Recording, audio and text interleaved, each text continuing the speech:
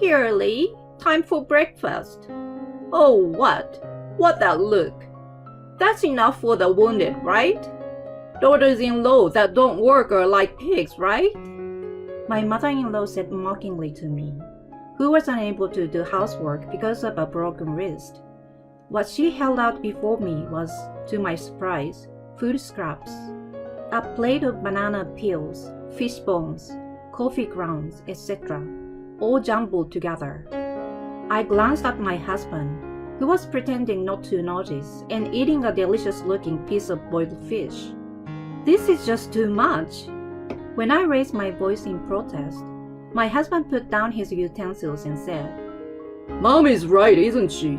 If you can't do the housework even though you're a housewife, you don't deserve to exist. I was blindsided by his words. My husband and mother-in-law ignored me and resumed eating happily together.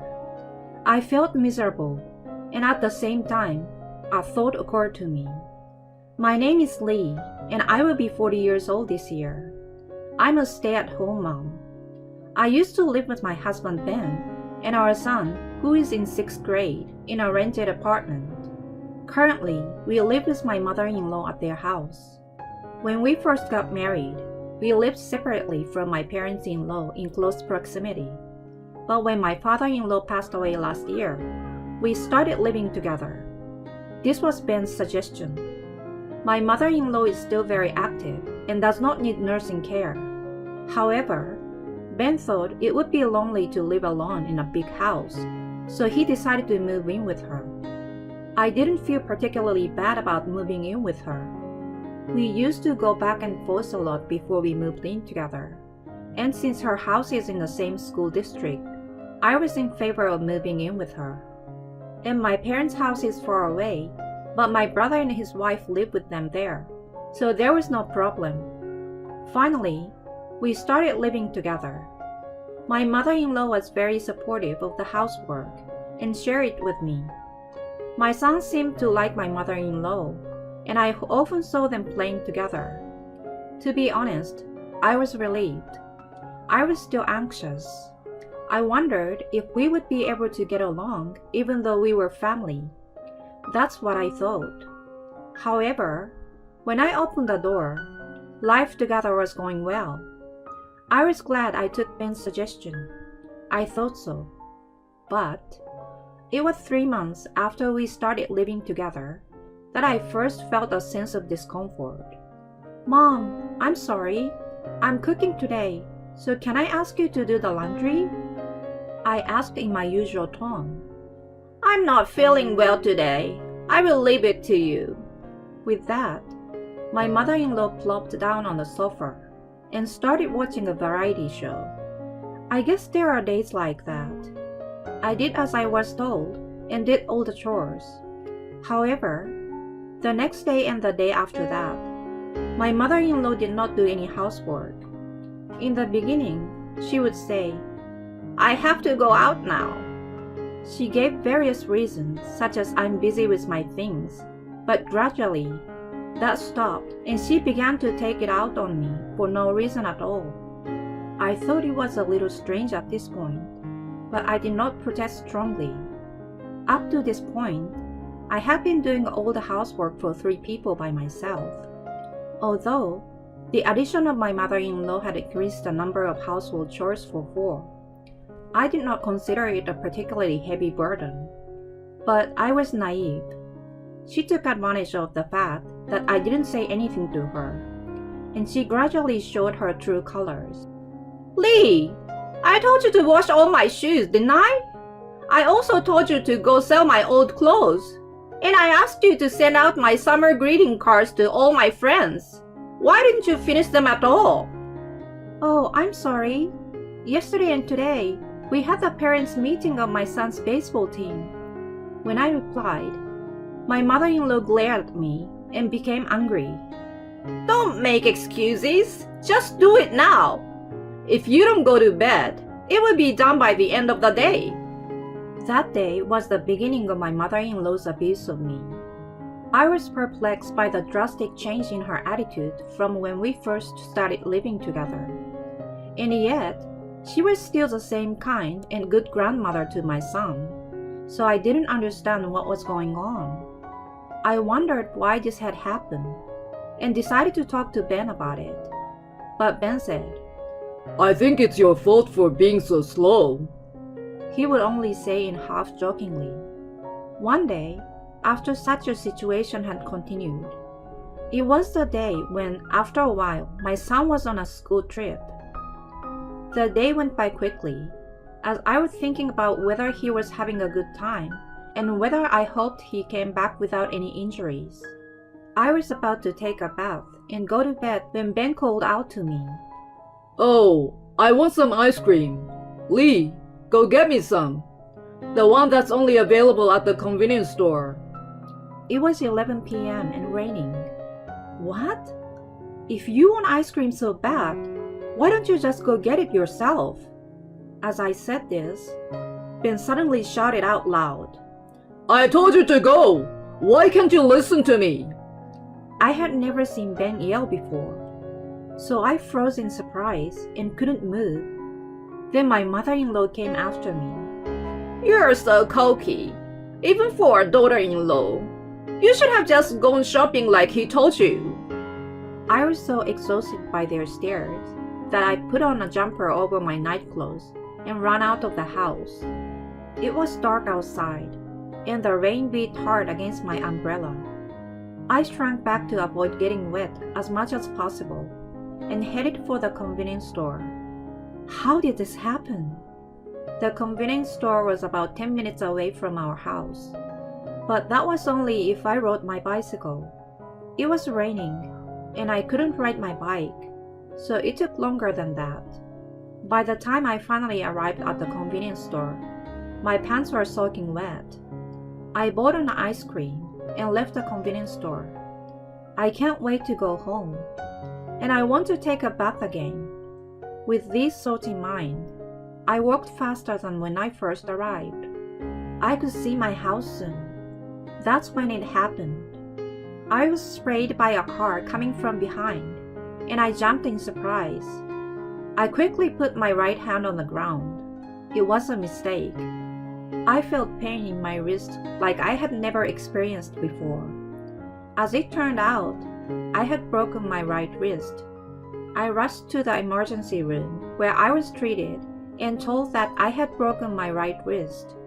After treatment, I looked at my phone and saw that I had received a large number of calls from Ben and my mother-in-law. I rushed to call Ben. Hello, Ben. I broke my wrist. I'm at the hospital. Then, Ben opened his mouth and said, Where's the ice cream? What? Oh, ice cream? Sorry, it melted. Normally, I would have thought he would be worried by my health, but he quickly responded, What? What that?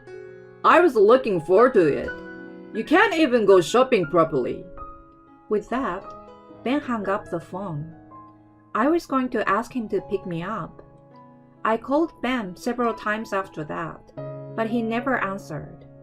I called a cab and went home alone, half crying. When I arrived home, both my mother-in-law and Ben were already asleep and did not greet me.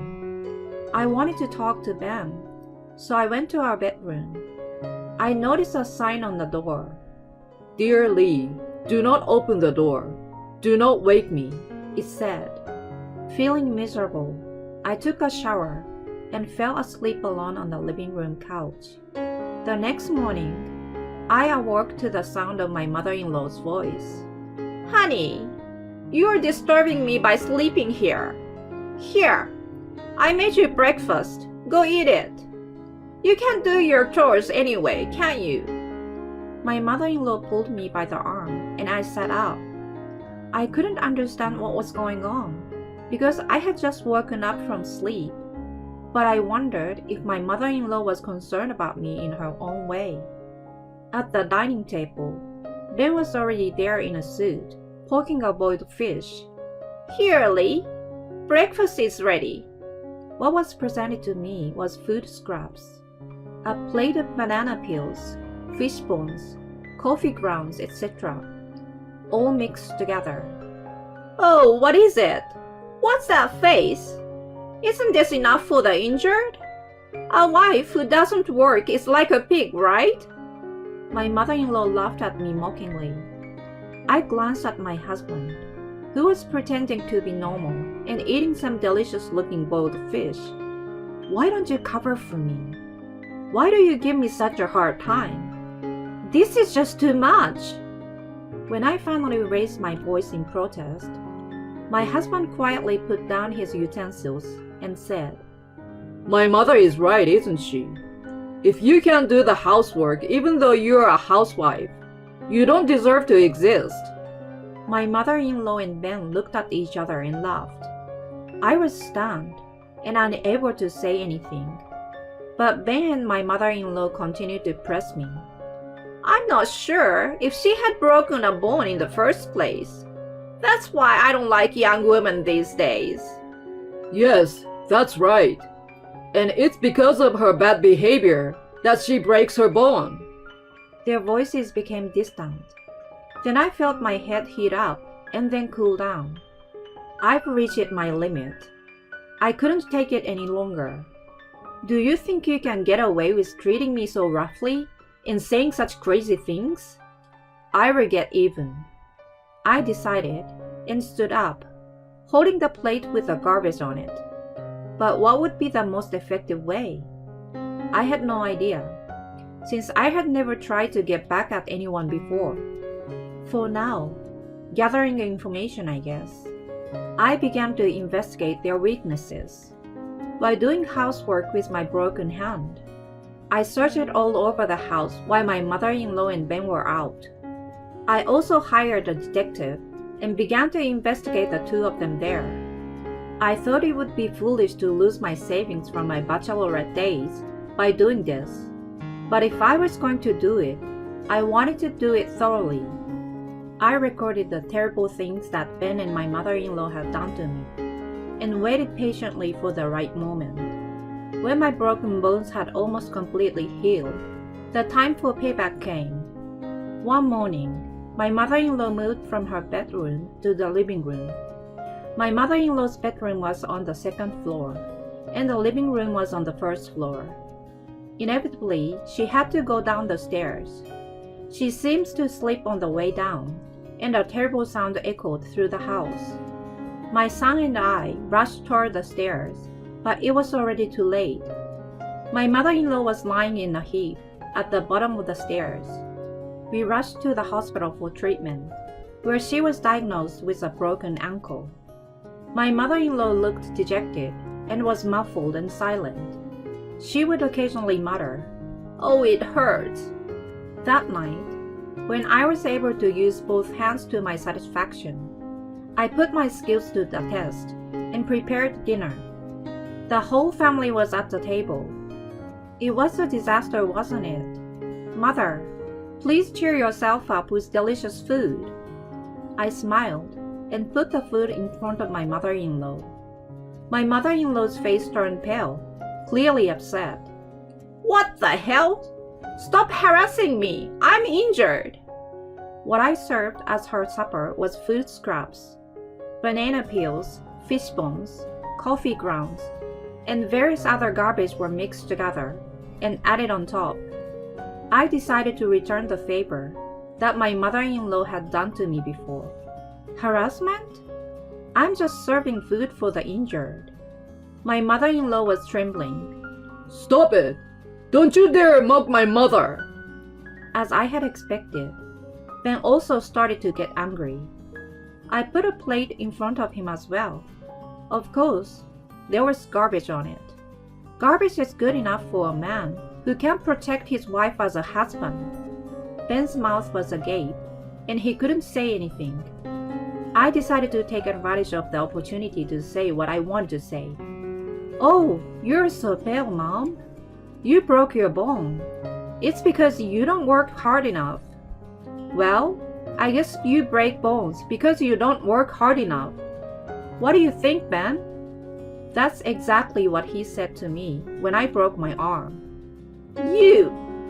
Shut up and listen to me. Who do you think you are? I don't want a daughter-in-law like you. Get your stuff together and get out of here. That's right, that's right. You're not fit to be my wife. Get out. I did as I was told, packed my bags, and left home. I was willing to get a divorce. They wanted me to leave my son behind, but I adamantly refused. It would be bad for my son's upbringing if he stayed in a house like this. I decided to evacuate for the time being. A few days had passed since I left home. My own parents and my brother and sister-in-law were willing to accept me and my son. I was also grateful that my brother and his wife's children were willing to play with my son since it was summer vacation. But what should we do now? As I was thinking about this, I suddenly remembered. I had left the apron my son had given me for Mother's Day at my parents-in-law's house. I could give up the other things, but not that one. I left my son with my parents and returned to my parents-in-law's house alone. It was a good opportunity to talk about the future.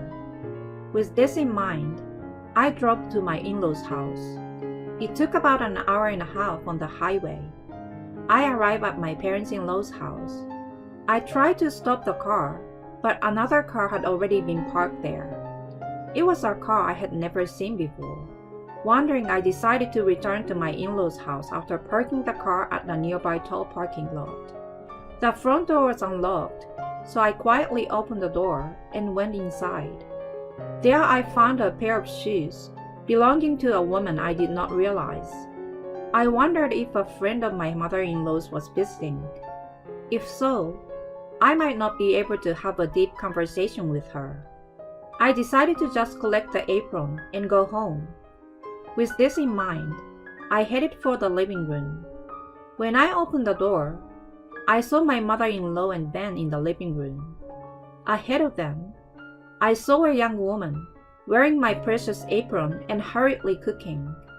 When they noticed me, they all stood up and rattled their dishes in a panic. I, on the other hand, was extremely calm. You are Ben's mistress, aren't you?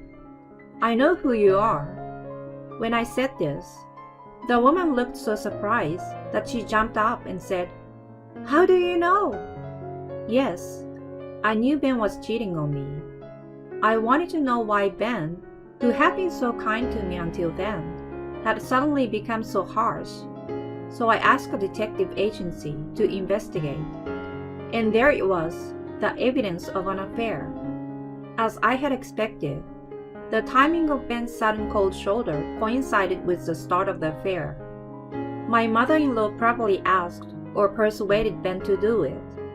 She wanted him to be cold to me in order to get rid of me. It was a despicable way to go about it. I showed them the evidence I had saved on my phone, one by one. Then all three of them turned very pale. And Ben, for example, looked as if he was about to fall over. Ben must have realized that there was no excuse. He suddenly came up to me and took my hand. I'm sorry, Lee, but you're the only one for me.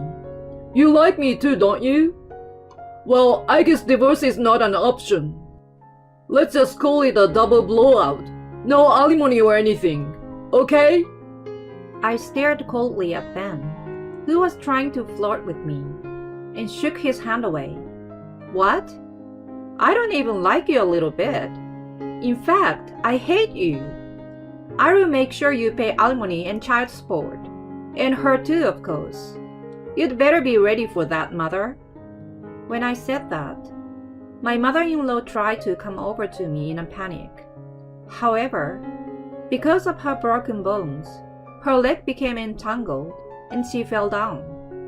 She also seemed to have hit somewhere hard and was thrashing around on the floor. I don't know what she's doing. As I looked down at my mother-in-law, Ben's mistress finally came out of the kitchen and bowed to me. I'm sorry. Ben asked me out and I just couldn't say no. I'm sorry, so please forgive me. The woman wiggled around in my precious apron. She is a nasty woman. I see. If you really want me to forgive you, Get down on your knees and apologize. Then I can think about whether to make you pay alimony," I told her in a cold voice. The woman made a disgruntled voice, saying, "What?" But Ben forced her to get down on her knees, and he got down on his knees next to her. "I'm sorry."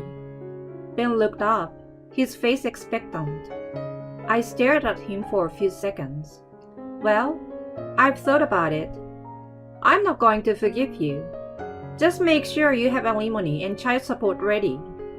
With her mouth agape, I took off the apron from her. Then I left my parents-in-law's house, leaving everyone in a daze. A month later, Ben and I were officially divorced.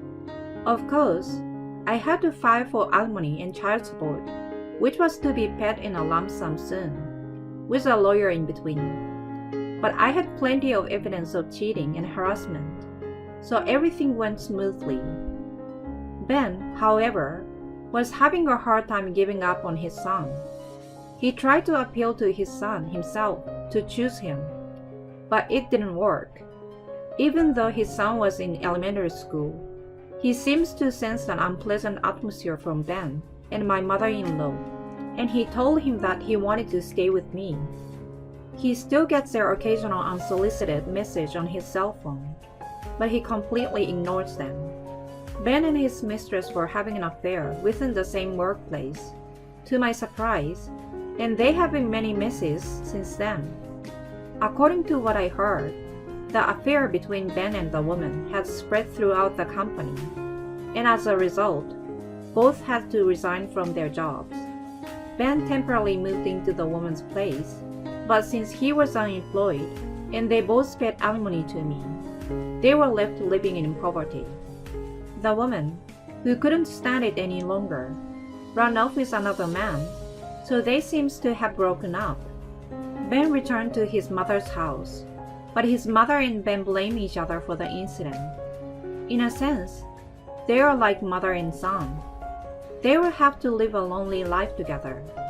They deserve it. Meanwhile, I have started living with my son with the support of my family. I felt sorry for my son to be transferred from the school he had attended for 6 years, so I rented an apartment in the school district where we had lived until this point, just for a few months until graduation. Recently, he has been able to settle down and get back to a more peaceful life. The other day, I went to an amusement park with my son for the first time in a long time, and he said to me, "Mom, I will protect you from now on." What a kind and gentle boy he is. I hugged my son, who looked embarrassed, and promised myself that I would protect him.